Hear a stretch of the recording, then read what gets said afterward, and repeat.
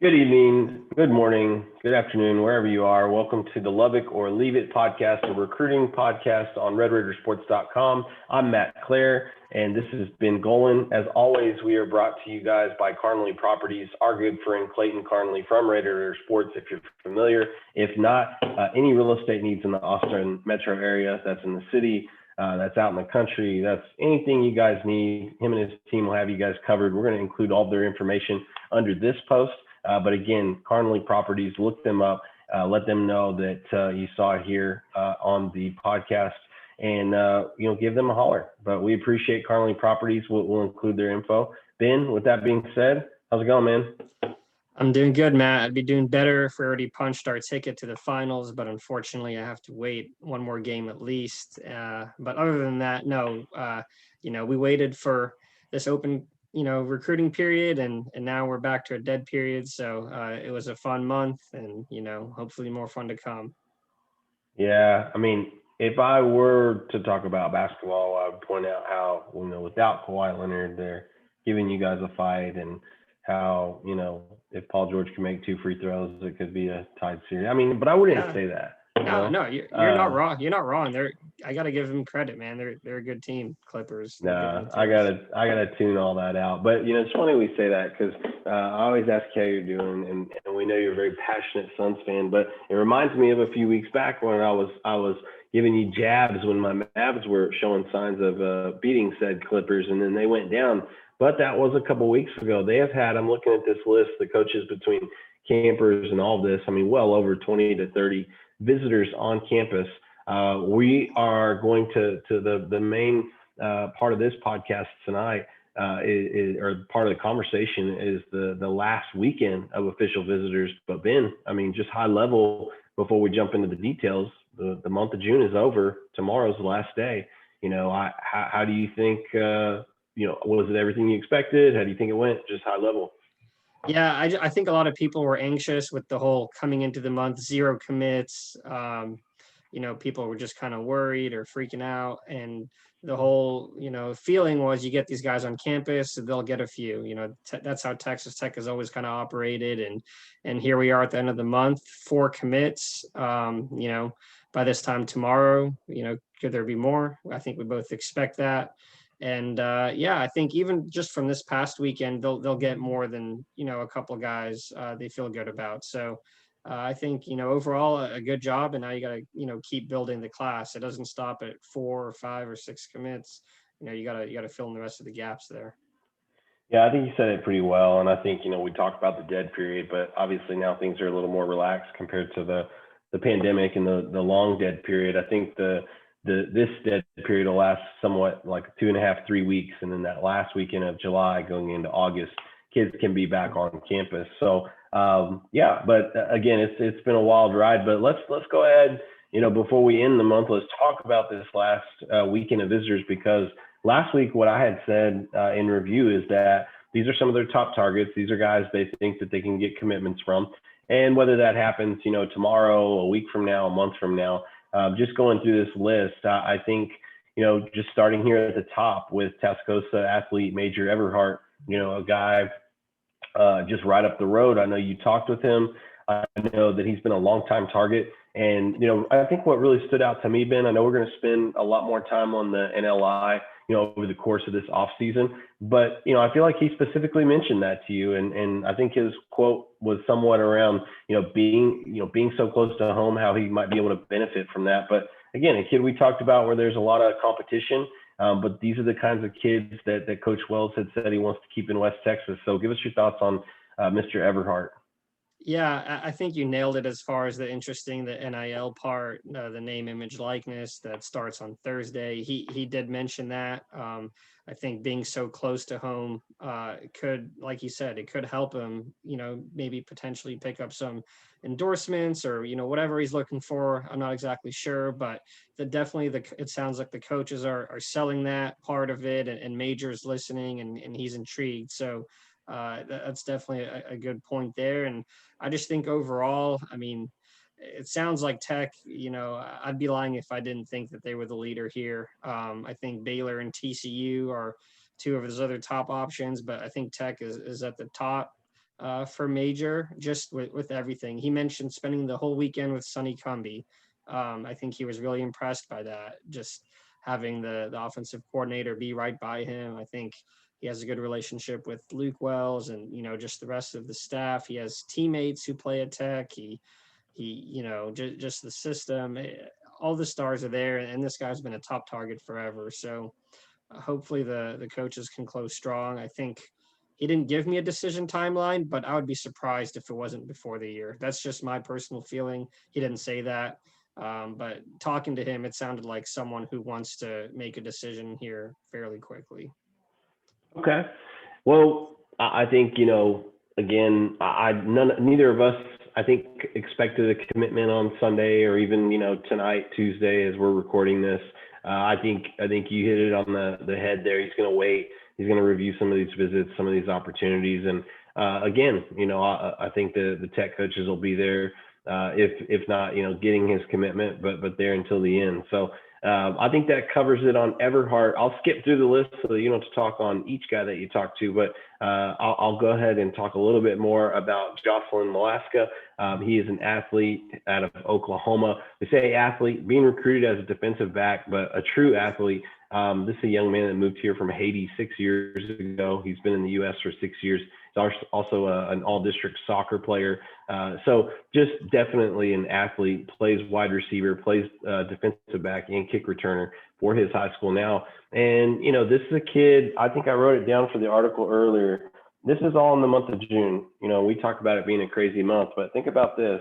You're camping at KU, Missouri, Kansas State, Oklahoma State, Tulsa, Texas Tech, Arkansas, Oklahoma, TCU, and Baylor, all in the span of 3 weeks, I think. So, gotta give the kid his credit. He was out there grinding, and he definitely caught the Tech coach's attention.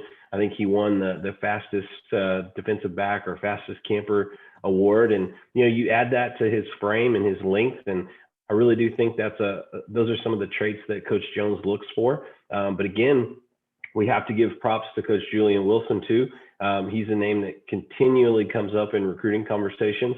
And what I would say with Molaska is, he's got 11 offers. He's got, some pretty good ones in there of late with SMU and Vanderbilt. I do expect that list to grow, but he has no other visits set up for right now. And he wants to also make a decision before his senior season starts. So again, that's why we mentioned that dead period and that open contact period. And kind of what that means is, unless these kids are taking visits at the end of July, early August, which you doubt because they're getting into 2 days, they're starting their senior seasons, or at least getting back to school in that time frame. I don't know. I mean, it kind of bodes well for Tech to be in there early, but we'll see what happens. I know you had kind of communicated with him after the camp. I don't know if you wanted to add anything to Molaska.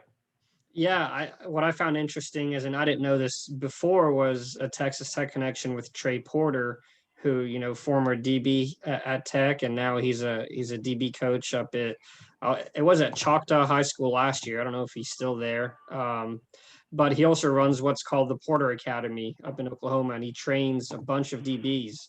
Last year he trained Donovan Stevens, who was a top Tech target, and now he trains Jocelyn Molaska. I talked to Trey. He says, yeah, I've been training him for a couple months now. He says, if you see any DB from the Oklahoma City area, there's a high possibility that I'm working with them. So it just kind of gives you an idea of how many guys Trey is working with. And that's another good connection for the Red Raiders right there. I thought that was interesting.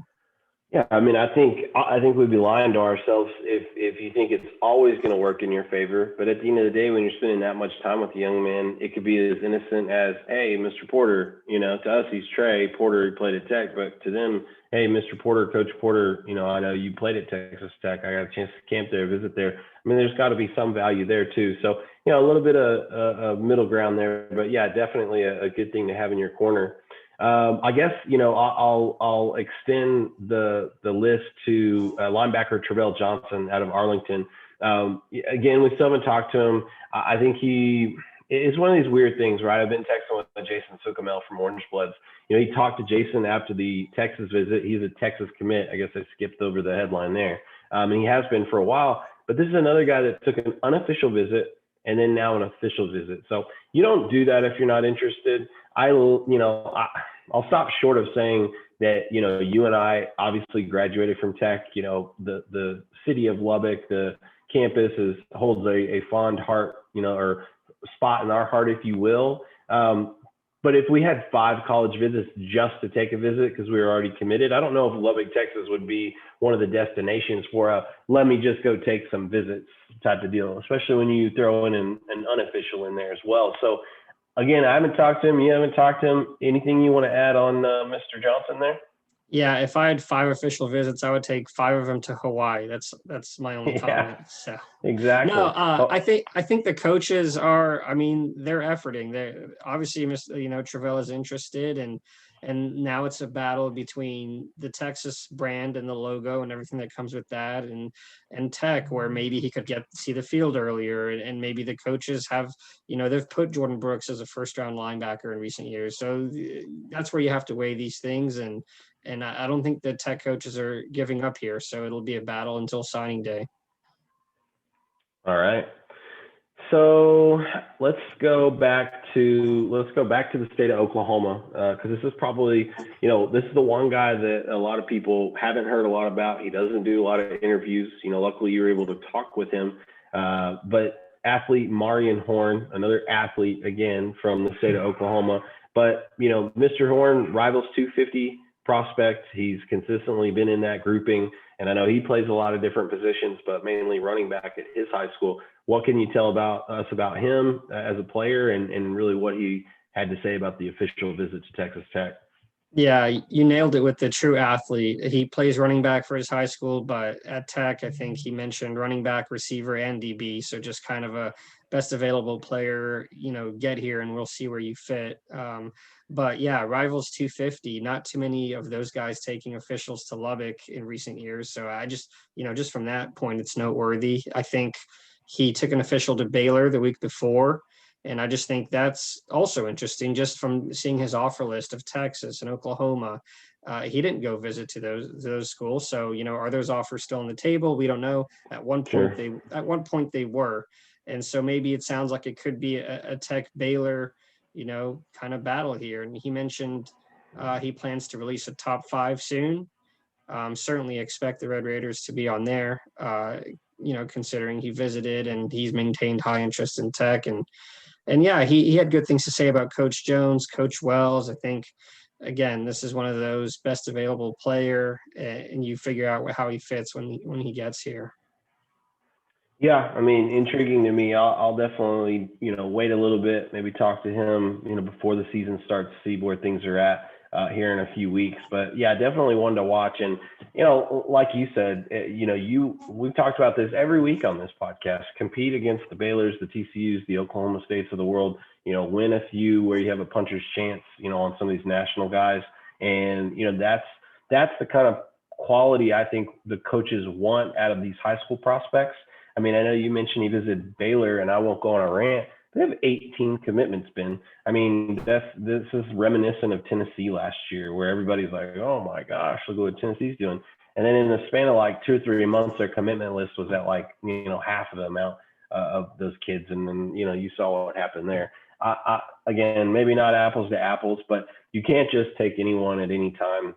There's a different rhyme and a reason to, maybe what the coaches are doing, but I'll stop there. So his teammate and another longtime Texas Tech target, Robert Spears Jennings, this is another young man. Ole Miss is in the hunt, several other programs, but also mainly Oklahoma, who just offered as a defensive back. And in terms of biggest takeaways, like I'd mentioned with Evercart, when I read your story, the biggest takeaway was Oklahoma is offered as a DB, and now Texas Tech is offered as a DB.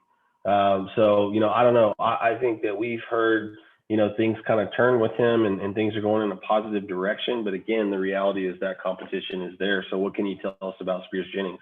Yeah. And initially he was a receiver offer. And I think this is what, he told me that a receiver took his spot, took the spot basically.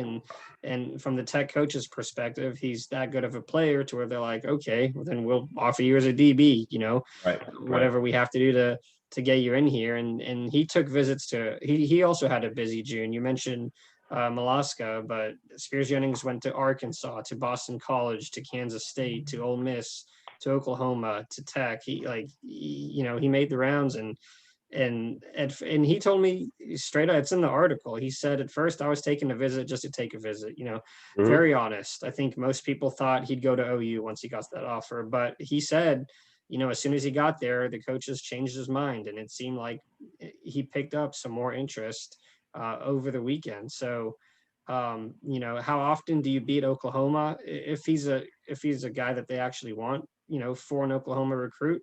Not too often, but again, like we've said, all you can do is give yourself a chance, and at the end of the day, a guy we just talked about, Trey Porter, was a guy from Oklahoma with an OU offer who chose Tech. So you never know. Well, I'm going to be doing like an update now that the dead period's over, and I was doing a little back and forth with Josh McQuistion from Sooner Scoop, and we were talking star rankings earlier in the week, and I said, well, you and I don't have the same perspective, and he's like, what do you mean, Claire? And so I go to their recruiting class, and it's 8 4-stars and 1 5.7 3-star, and I said, you don't know. You guys are the 4-star is like the bare minimum, right? And for that could mean a lot of things to a lot of people, but we talk about that in context of are you their top target? What other guys do they have? And then even kind of stealing more words from Spears Jennings, when you asked him about his timeline, he said, well, I feel as though the spots are going to be taken with kids making commitments, so I feel like I may be making a decision sooner than later, which is again an honest answer. So we like that. It's not that kids are dishonest. Sometimes they're just young and don't know what to say and don't want to be misquoted by some of the guys that do what we do. But anyway, I think you gotta like where you're at there. Ultimately, I think he goes to play wide receiver at Ole Miss, or he stays in town to play defensive back at Oklahoma. But I just get this sneaking feeling, call it a hunch, that he was really digging Boston College. And I don't know, if you guys have talked about that, but again, I don't want to dismiss them. I feel like when we've connected, he's had really good things to say about them. I guess, that covers the majority. Well, no, it doesn't. Sorry, I had skipped around. So I'm a liar. The offensive lineman in town, Sheridan Wilson out of Argyle, we've covered him a long time. I read the article today with his feedback from the visit, and it had said he'd gotten the offer in February of 2020. So they've literally recruited him a year and a half. Everybody knows they've signed Jack Tucker last year. They offered and signed some of I don't know if he signed walk-ons, but they got a couple preferred walk-ons. And he just talked about how cool it was to spend time with those guys. And, I think they even had Mason Tharp as his host. So they just tried to keep it kind of in that, family, I guess, of kids that he had hung out with. I think they had met on a prior visit. And he just had really, really good things to say about the coaches. He's the young man you alluded to that is announcing his decision tomorrow. All things point to Texas Tech there. I've covered recruiting for a long time. He could certainly be wrong. But I think that he is going to come and join Jack and, try to build the line here for the future at Texas Tech. I don't know how much there is to add there, Ben, but what are your thoughts on Mr. Wilson? Yes, second O-line commit. That would be, if he does come, that would be 2 of your 5. So a good start there. And yeah, I mean, like you said, this was a long time target. I think TCU, brought him in on an official visit. So anytime you can beat, TCU, you'll take that for sure. So yeah, that's what we just talked about earlier. Good mix of that. But yeah, I mean, I guess be on the lookout tomorrow. He's a pretty humble, guy. I don't think we're expecting some video at 2 p.m. to drop or whatever. I mean, I don't think he's even said anything on social media. He said it to me and I reported it in the story and did make a huge deal about it. So we'll see what that looks like tomorrow. But I mean, last but not least, Ben, again, kind of on the same vein of Travail Johnson, not someone that we've actually talked with recently, but you and I had actually covered him when we covered Jacoby Jackson last year. But we talked a little bit about him last week. Wide receiver Hal Presley, teammate of Jacoby Jackson in the 2021 class, wide receiver signee, signed with Auburn, never went to Auburn, and got into the portal. Rumors were initially that he wanted to stay close to home, and for a kid from DFW, that means TCU or SMU typically. But took the official visit to Tech, for pretty obvious reasons. Not only had they already recruited him, It was a little, not, I wouldn't call it a late offer, but, maybe after others. And he originally committed to Baylor, changed his mind, signed with Auburn. So I guess, we're in the same situation, Ben. I know you had texted me earlier that he deleted his Instagram posts with all the Tech pictures. Knowing that there's that history with the Baylor coaches, is this a Tech Baylor thing, or should you be looking at SMU TCU? Again, neither of us have talked to him, but kind of one of those things where if he wants to take a visit, yeah, bring him in, try to lock it down. He's a great player. We got to see him play once, and he put on a show. And I think, based on comments of guys that are either coaches or follow Texas high school football, he's done the same thing in other games versus pretty adequate D1 competition. So a guy you'd love to have. If it ends up going another way, at least you kind of try to put your best foot forward this weekend. Yeah, I mean, I don't have much to say there other than I believe, Robert Spears Jennings, whenever he told me that receiver spot was taken, I don't think he meant literally taken. I don't know if I just think the decision maybe was made by the coaches to go towards the portal and try to bring in another guy this offseason like Hal Presley. And if it's not Hal Presley, maybe they take someone else. We don't know.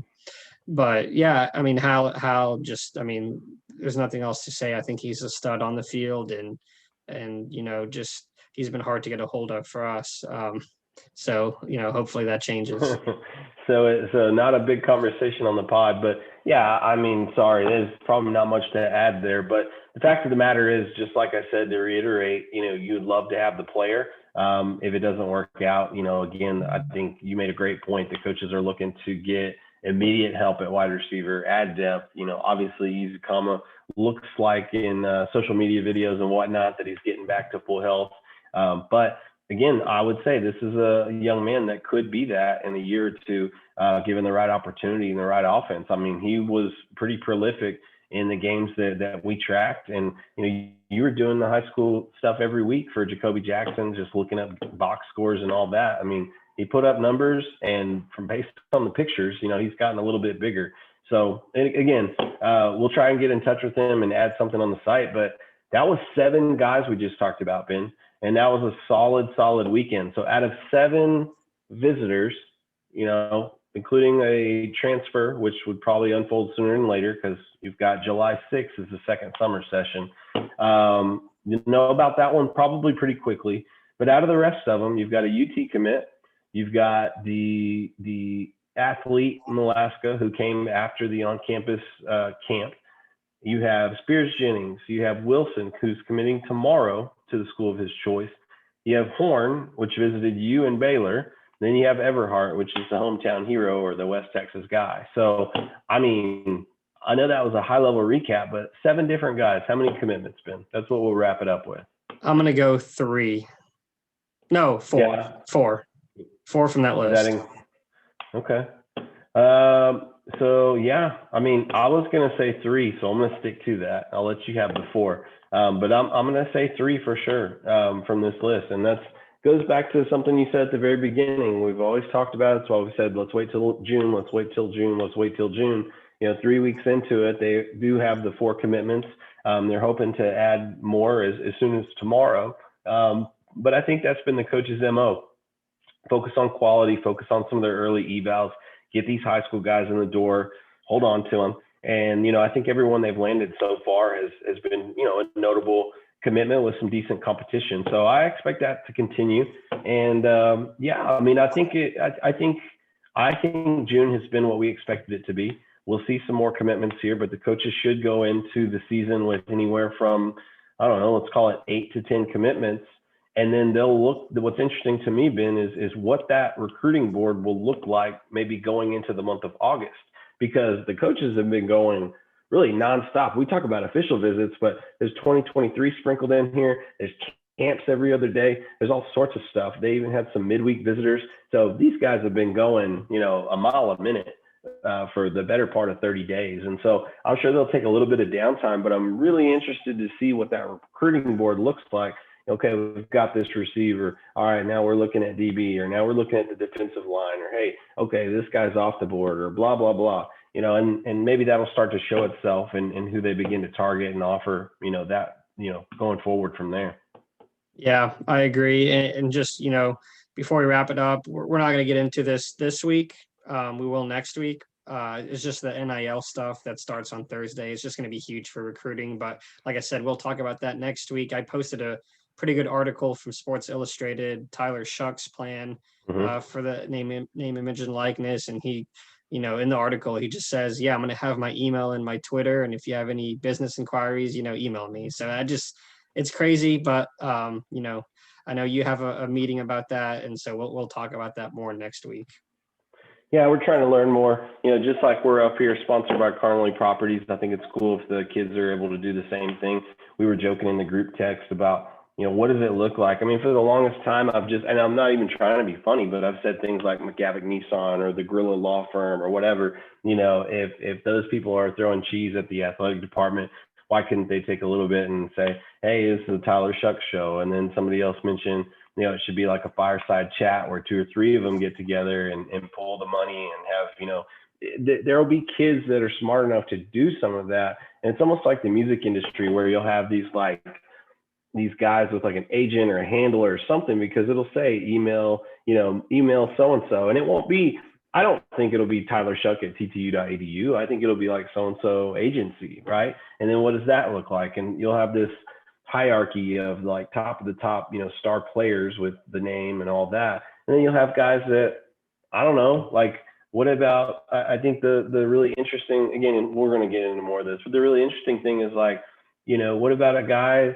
from Italy or a guy who's from like a really small town? Like, can he make money in different ways? So I don't know. I think it's all in all, the common denominator is it's good for the kids, but we're starting to see that coming up in these recruiting conversations. So it'll be really interesting to see what happens Thursday. And, we're going to spend like probably a whole hour on it next week. So again, guys, tune in to the Lubbock or Leave It podcast for Ben Golan. I'm Matt Clare, brought to you always by our proud sponsor, Carnley Properties. Give them a holler for any of your real estate needs in the Austin metro area. We'll put their information here under the post. But Ben, thanks, man. You guys have a good one.